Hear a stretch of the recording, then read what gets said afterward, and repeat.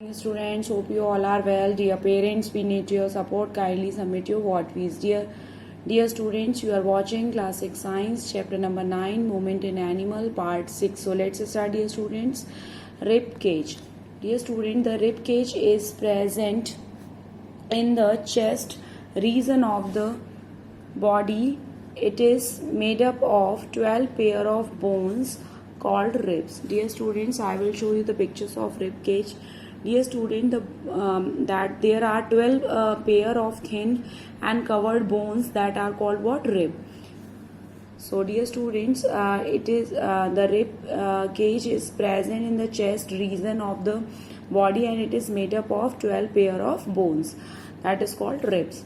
Now the ribs are joined to chest bone that is called sternum in front and the backbone behind to form a cage-like structure. The last two pair of ribs out of the 12 pairs are not attached to the chest bone, hence they are called floating ribs.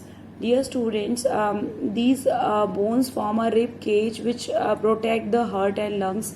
Dear student, all 12 pair of ribs are jointed to the back bone at the back, and the first 10th pair are jointed with the chest bone and breastbone in the front to form a rib cage.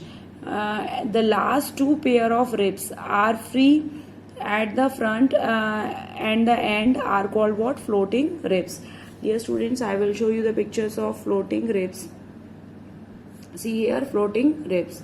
So dear students, they are called what? Floating ribs. Dear students, now function of the rib cage. Dear student, first it protect the lungs, heart and the major blood vessels.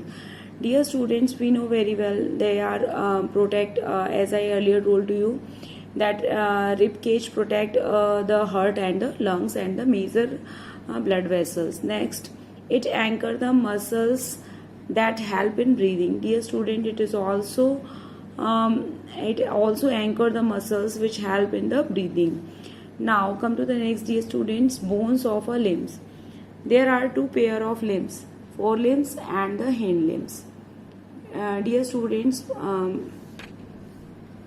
the forelimbs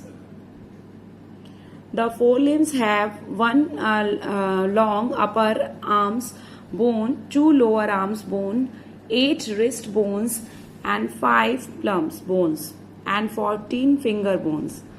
The upper arms bones are connected to the collar bones and the shoulder blades. The shoulder blades are attached to the backbone.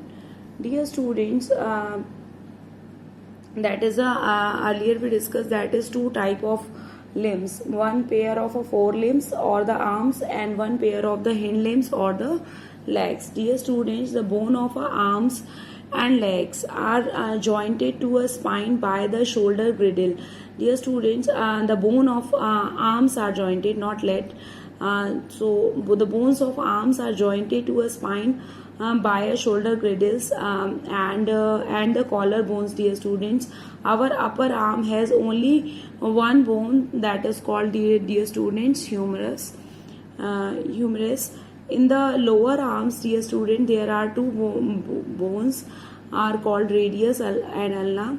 The bones of the legs are jointed to a spine by the hip girdles. Dear students, the hind limbs have one long thick bone, two lower leg bones, 7 ankle bones and 5 bones of a foot and the 14 bones making up the toes.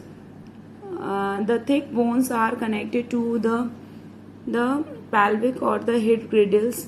That kneecap of the patella is found between the thick and the leg bones.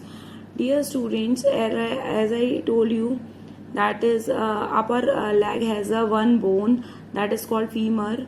Dear student, it is the largest bone of our body. Our legs have two bones that is called tibia and the fibula. Now dear students, the femur is the longest and strongest bone in our body. The tibia, one of the bones in the lower legs, is strong enough to support our body weight. Now the dear students come to the function of limbs. The forelimbs help in performing several functions such as holding, lifting and gripping. Second dear student, the hind limbs help to bear a weight of the body at the rest as well as during the movement of the body from one place to the another place. Next dear students, several muscles are attached to the bones to form limbs which facilitate movements. Now dear students, revise and recall. Dear student, you have to read these function of rib cage or the function of limbs. Now dear students, come to the revise and recall. Complete the tables given below with the major components of the skeleton system and their function. So dear students, start from the skull that protect the brain, backbone that protect spinal cord, rib cage protect lungs and heart, anchor the muscles that responsible for breathing, girdles, shoulder girdles and hip girdles, and limbs. Forelimbs help in the holding and lifting. Hind limbs help in moving from one place to the another place. So dear students, you have to read these paragraph thoroughly. Thank you students. Stay home. Be safe.